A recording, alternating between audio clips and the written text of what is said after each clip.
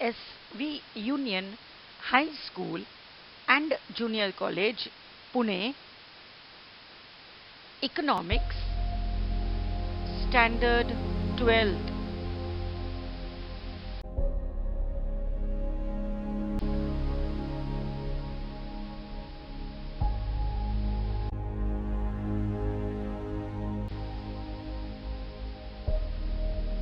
Presented by Dr. Inderjeet Kaur Ahluwalia.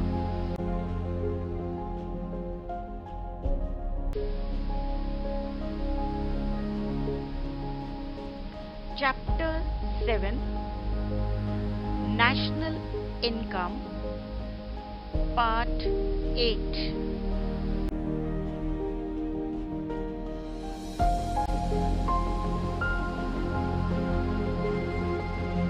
Difficulties in the measurement of national income.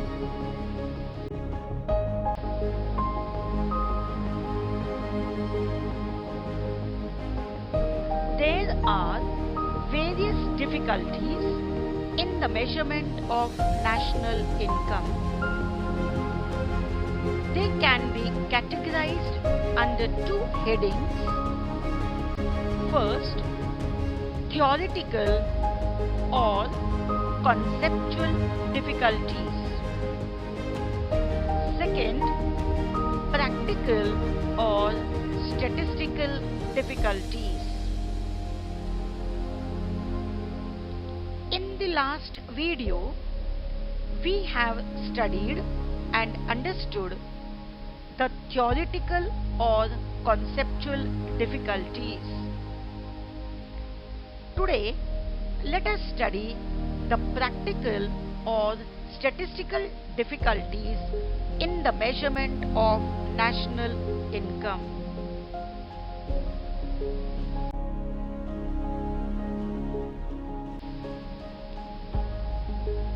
In practice, a number of difficulties arise in the collection of statistical data required for estimation of national income. Some of the practical or statistical difficulties are as follows.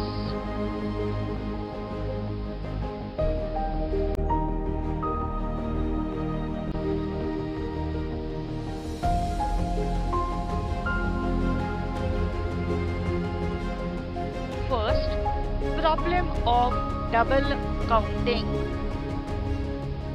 Second, existence of non-monetized sector.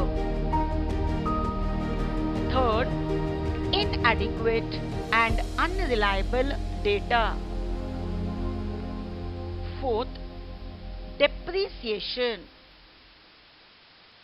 Fifth, capital gains or losses. Sixth, illiteracy and ignorance. Seventh, difficulties in the classification of working population. And eighth, valuation of inventories. Now, let us study and understand each of the practical difficulty in detail.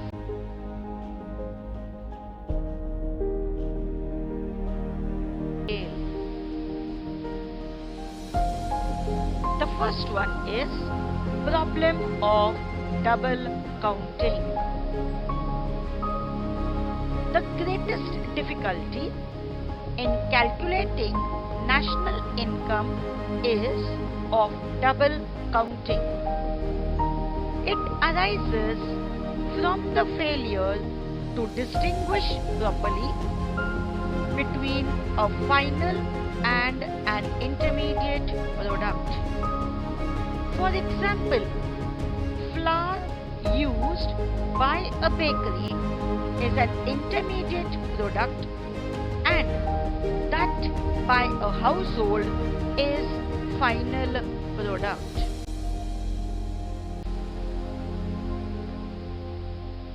Second, existence of non-monetized sector. In India, especially in rural areas, there exists the non-monetized sector. Agriculture, still being in the nature of subsistence farming, a major part of production is partly exchanged for other goods and services. It is excluded while counting national income.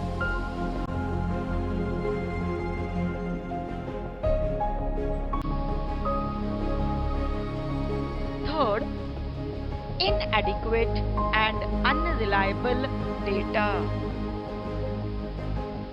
Adequate and correct data on production and cost data relating to crops, fisheries, animal husbandry, forestry, construction workers, small enterprises, etc. are not available in a developing country.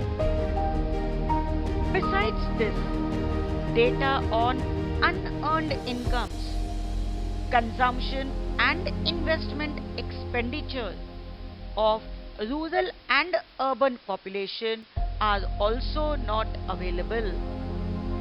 This does not reveal the actual size of national income.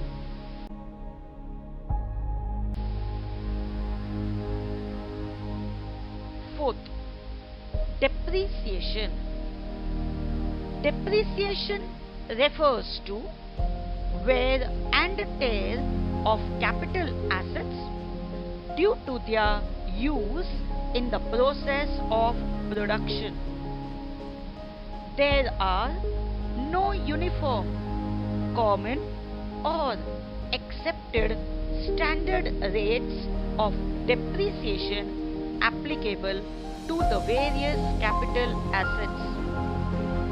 Thus, it is difficult to make correct deductions for depreciation.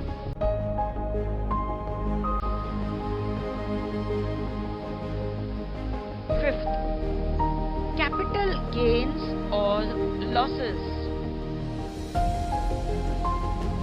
Capital gains or capital losses which accrue to the property owners by increase or decrease in the market value of their capital assets or changes in demand are not included in the national income because these changes do not result from current economic activities.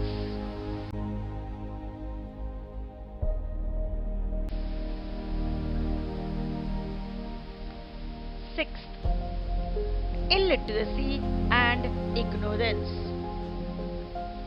Due to ignorance and illiteracy, small producers do not keep an account of their production. So, they cannot give information about the quantity or value of their output.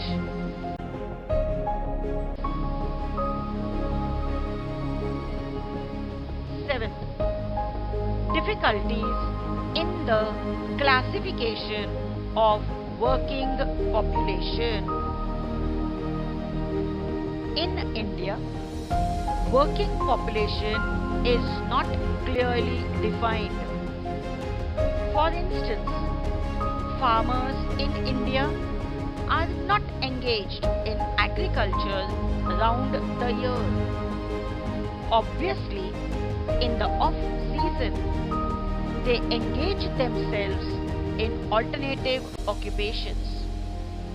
In such a case, it is very difficult to identify their incomes from a particular occupation.